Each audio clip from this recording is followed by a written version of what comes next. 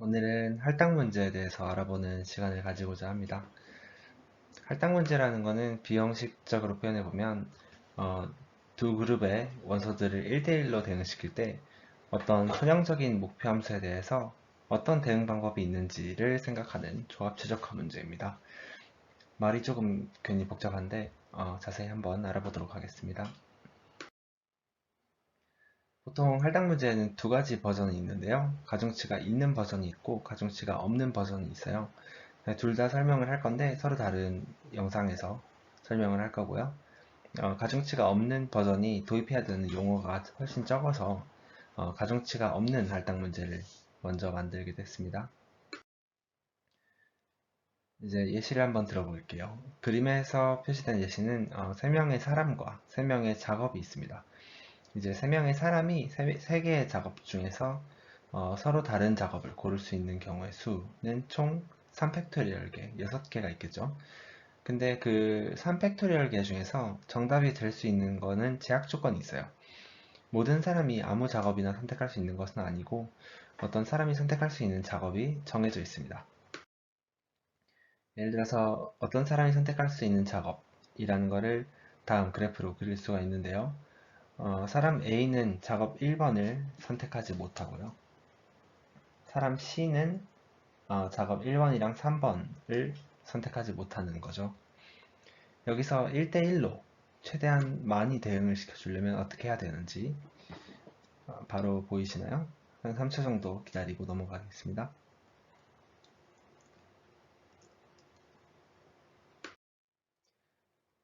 A가 3번을 고르고 B가 1번 고르고 C가 2번을 고르면 모든 사람한테 모든 작업을 할당할 수 있습니다. 앞으로 저렇게 할당되었다라는 거를 검은 선 대신에 빨간 선으로 표시하도록 하겠습니다. 1대1 대응이라고 말하기는 했는데 모든 사람과 모든 작업을 할당할 수 없을 수도 있습니다. 예를 들어서 이 그래프에서는 많아야 두 사람을 서로 다른 작업에 할당할 수 있습니다. 이렇게 고르거나 아니면 이렇게 고르거나 둘 중에 하나겠죠. 이 극단적으로 작은 경우를 생각해서 사람 2명이랑 작업 2개인 경우에 이 그래프, 저 화면에 주어진 그래프로 주어진 제약 조건을 만족하는 최대 할당이 무엇인가를 찾아보면 바로 A가 2번을 고르고 B가 1번을 고르면 된다는 게 보여요. 이게 왜 바로 보이냐면 머릿속에서 가능한 모든 경우의 수가 전부 돌기 때문이거든요. 그래서 평행하게 할당하거나 꼬이게 할당하거나 두 가지 경우의 수밖에 없습니다. 그래서 최대 할당의 경우의 수가 너무 적어서 눈에 바로 보이는 거죠. 저희는 n 팩토리얼 개를 전부 생각하지 않아도 최대 할당을 찾을 수 있는 방법을 찾으려고 하기 때문에 이렇게 머릿속에서 바로 돌 수 있는 사이즈는 좋지 않아요. 그래서 사이즈를 조금 늘려서 생각해 보겠습니다. 이 사람과 작업 아이콘 대신에 일단 그냥 다 동그라미로 그렸습니다. 이 그래프의 경우에는 최대 할당이 뭔지 찾아봐도 바로 눈에 보이지는 않습니다. 근데 이 경우에도 간단하게 4개는 할당할 수 있을 것 같습니다. 대충 이제 그려보면 이런 식으로 4개를 할당할 수 있고 당연하게 추가할 수 있는 할당은 눈에 안 보이죠. 그렇게 할당을 해놓고 보면 뭔가 그래프가 듬성듬성한 게 몇 개를 바꾸면 할당의 개수를 늘릴 수 있을 것 같은 느낌이 듭니다. 지금 바로 보이는 건 어떤 게 있냐면 지금 여기 이 할당을 포기하면 그 대신에 이 2개를 추가할 수가 있겠네요.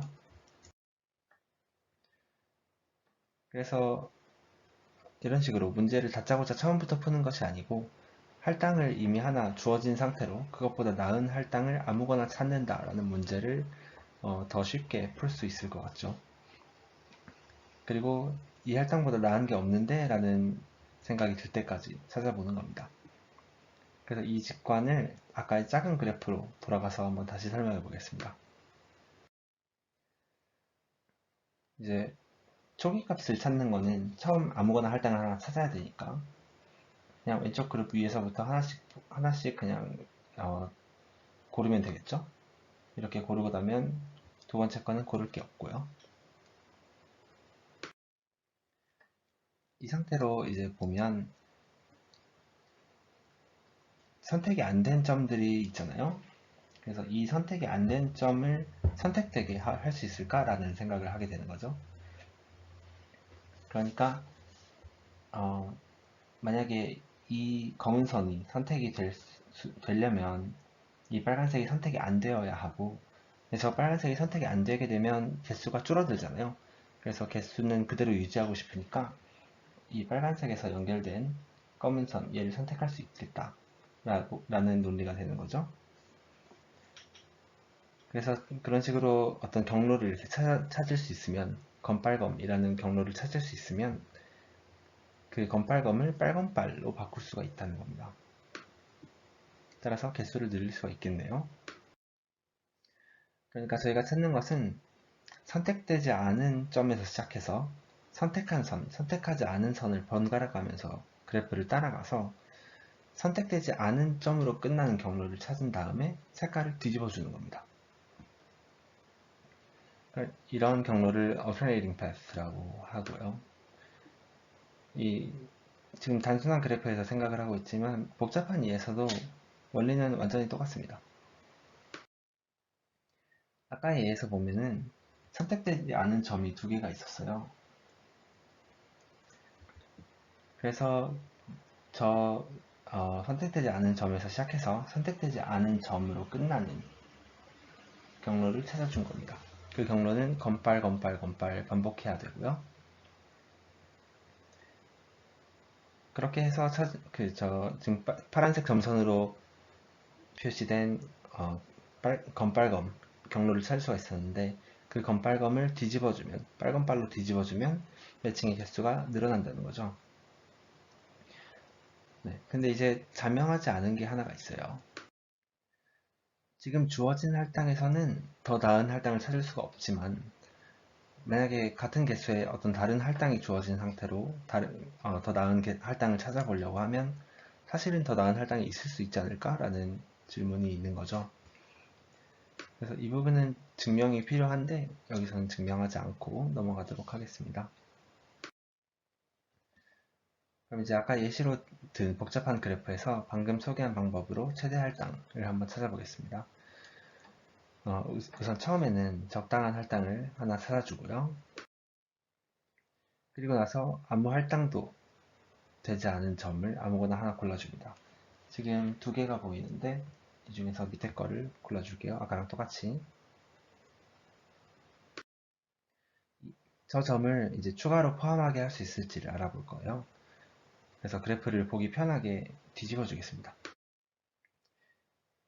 저 시작한 점에서 연결된 어떤 검은 선이 만약에 빨간 선이 되려면 그 빨간 선으로 연결된 다른 점들은 빨간 선이 연결이 되어 있으니까 걔네들은 검은색으로 바꿔줘야겠죠. 그래야 1대1 대응을 유지할 수가 있잖아요. 네, 그래서 이 검은 선들에는 사실은 관심이 없습니다.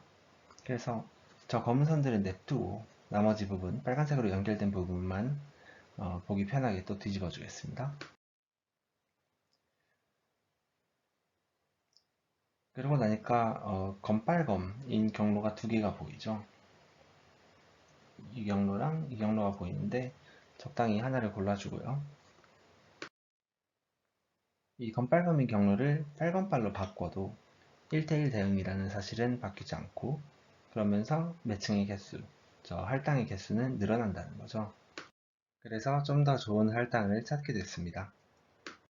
한 번 더 접어주면 원래 그래프로 들어가겠죠? 저희가 방금 찾은 검빨검 경로를 빨검빨로 바꾼 부분을 파란색 점선으로 표시해 주었는데요. 전이랑 비교해 보면 이렇게 보이고요. 할당의 개수는 하나 늘었고 아직도 1대1 대응입니다. 그럼 이제 지금 할당이 5개인데 6개로 바꿀 수 있는지도 봐야겠죠? 지금 상태에서 할당되지 않은 점은 저 노란색으로 표시된 점 하나뿐이고요. 저 점을 기준으로 다시 펼쳐주겠습니다. 이 검은 선이 빨간색이 되려면 저 빨간색 선이 검은 선이 돼야 되겠죠. 그렇지 않으면 1대1 대응이 아니니까요. 다시 빨간 선 기준으로 펼쳐줍니다.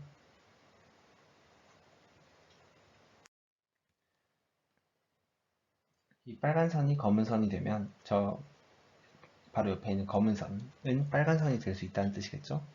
그러면 그거랑 또 1대1 대응에 모순되지 않는 점을 찾고 싶으니까 한 번 더 펼쳐주고요. 그러고 나면 다시 빨간 선으로 펼칠 수가 있네요. 다시 검은 선 기준으로 펼쳐주고요. 그러고 나면 더 이상 펼칠 수 있는 게 없어요. 지금 검빨, 검빨, 검빨 에서 저희는 검으로 끝나야 되는데 검으로 끝날 수가 없어요. 그래서 이미 탐색은 끝났습니다. 주어진 할당을 개선할 수가 없어요. 그래서 이 할당이 최대다라는 결론을 내릴 수가 있습니다. 그래서 저 주어진 그래프에서는 6개짜리 할당은 존재하지 않는다 라는 결론을 내리는 것이고요. 이 알고리즘은 처음 발표한 사람의 이름을 따서 홉크로프트 카르프라고 많이 불리는데요. 이 알고리즘에는 제가 생각할 때는 2가지의 굉장히 중요한 함의가 있습니다. 첫 번째는 주어진 할당에서 개선할 수 없으면 그 할당이 주어진 할당에 관계없이 전체 중에서 최선이라는 거니까 로컬한 최적화, 주어진 할당에서 살펴본 로컬한 최적해가 전체 글로벌한 최적해라는 뜻이고요.